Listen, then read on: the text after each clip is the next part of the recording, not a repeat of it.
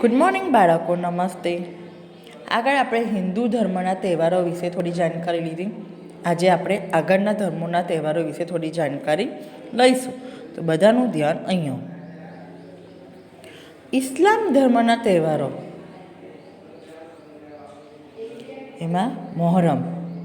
ઇસ્લામ ધર્મના કેલેન્ડર મુજબ નવા વર્ષનો પ્રથમ મહિનો, એટલે કે પ્રથમ મહિનામાં એ લોકોનું નવું વર્ષ ચાલુ થાય છે. ઇમામ હુસેનની યાદમાં તાજિયા કરવામાં આવે છે. આ ઇમામ હુસેનની યાદમાં તાજિયા કાઢવામાં આવે છે. આ તમને ચિત્ર બાળકો દેખાય છે તાજિયાનું. ત્યારબાદ રમજાન ઈદ, રમજાન મહિના પછીનો પ્રથમ દિવસ. મુસ્લિમ ભાઈઓ એકબીજાને ઈદ મુબારક કહીને શુભેચ્છા પાઠવે છે. આવી રીતે બાળકો એ એકબીજાને ઈદ મુબારક એમ કહીને ગળે મળીને એમની શુભેચ્છાઓ પાઠવે છે. ત્યારબાદ ખ્રિસ્તી ધર્મના તહેવારો, એટલે કે નાતાલ. નાતાલ બાળકો હમણાં જ કંઈ તમને ખ્યાલ જ હશે કે 25 ડિસેમ્બરે નાતાલ આવે છે. 25 ડિસેમ્બરે નાતાલનો તહેવાર ઉજવવામાં આવે છે. એ ઈસુ ખ્રિસ્તનો જન્મદિવસ, એટલે કે નાતાલ. એ દિવસે ભગવાન ઈસુ ખ્રિસ્તના જન્મદિવસ હોય છે, એટલે કે નાતાલનો તહેવાર ઉજવવામાં આવે છે અને ચર્ચમાં પ્રાર્થના કરવામાં આવે છે. આ બાળકો ચર્ચનું તમને ચિત્ર દેખાય છે ને. ત્યારબાદ પારસી ધર્મના તહેવારો, એટલે કે પતેતી.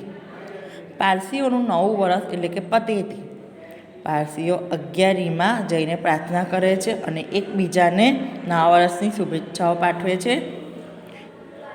આ પ્રમાણે બાળકો ચિત્ર દેખાય છે તમને. તેમજ બુદ્ધ ધર્મના તહેવારો.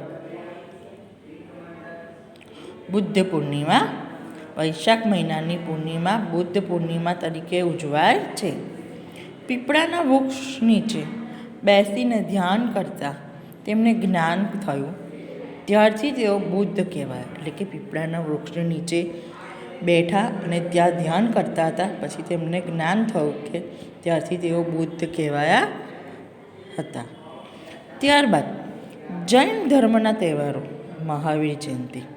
ભગવાન મહાવીરનો જન્મદિવસ મહાવીર જયંતિ તરીકે ઉજવવામાં આવે છે.